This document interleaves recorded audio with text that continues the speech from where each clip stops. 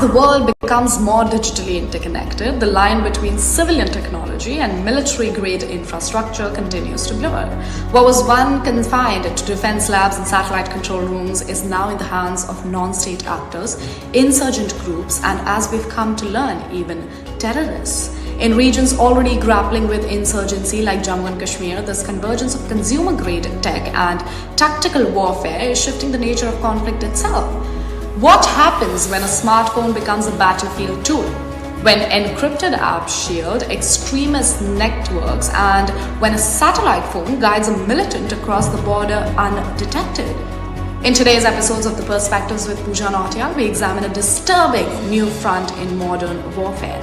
One where terror isn't launched with guns alone, but guided by signals, satellite and stealth software. In July 2024, 26 civilians were killed in Pahalgam, Jammu and Kashmir, a brutal terror attack that shook the nation. But what emerged after the bullets stopped flying was something far more complex and deeply unsettling. The digital signature of Chinese technology is embedded in the attack's planning and execution. From Huawei satellite phones banned in India since the Galwan Valley clashes to encrypted Chinese messaging apps and navigation systems powered by BeiDou. These weren't just tools, they were weapons designed to evade surveillance, erase trails, and coordinate cross-border operators in real time. The investigation into the Pahalgam terror attack revealed that the attackers weren't relying on basic radios or throwaway phones. Security teams traced a Huawei satellite phone to the vicinity of the attack site, smuggled into India via cross-border networks. Alongside this, forensic teams uncovered evidence of banned Chinese messaging apps configured with end-to-end encryption and steganography, the art of hiding messages within images or videos. These technologies enable the attackers to stay connected to handlers in Pakistan without ever setting off India's surveillance radar. A senior intelligence official noted this wasn't an improvised act, it was a digitally orchestrated strike, sophisticated, concealed and timed with precision. For decades, GPS has been the world's default satellite navigation system, but China's BeiDou, launched as a competitor, now operates with military-grade precision and is showing up in India's conflict zones. In 2024 alone, 42 foreign terrorists killed in Jammu and Kashmir were found with BeiDou-enabled devices. These systems help operators navigate treacherous terrain, avoid Indian patrol zones, and even coordinate infiltration attempts under cover of darkness.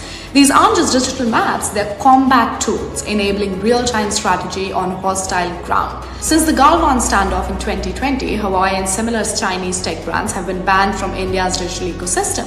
Yet in covert operations, they continue to surface. From satellite phones to highly encrypted communication devices, Chinese origin gear is entering through grey markets and Pakistan-controlled routes, bypassing border controls. This is where national security meets cybersecurity, and both are under threat from tools that operate beyond our immediate reach. In the diplomatic aftermath of the Pahalgam attack, China condemned the violence but remained silent on the presence of its tech. Days later, Foreign Minister Wang Yi reaffirmed China's ironclad alliance with Pakistan, calling for a swift and fair investigation. Behind these words lies a complex web of strategic cooperation. Between 2019 and 2023, 81% of Pakistan's arms imports worth $5.28 billion came from China. So when Chinese technology surfaces in cross-border attacks, it raises a pressing question.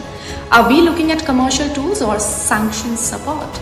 India now stands at crossroads. The Pahalgam attack and the digital evidence surrounding it is more than just a security breach. It's a signal that our major next conflict won't be fought just with troops, but with tools, tech, and terabytes.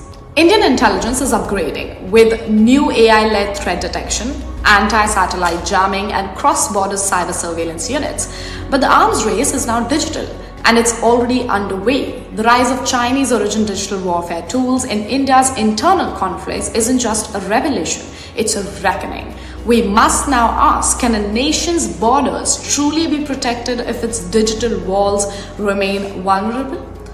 The lines between tech manufacturer and terror enabler have never been thinner, and India must act decisively before the next attack is not just physical but systemic. Thank you for watching this episode of Perspectives with Pooja Nautiyal on the mainstream, where technology meets geopolitics and truth is found between the lines of code. Don't forget to subscribe, share, and stay tuned, because the next battle might not begin with a blast but with a signal. Keep on watching the mainstream.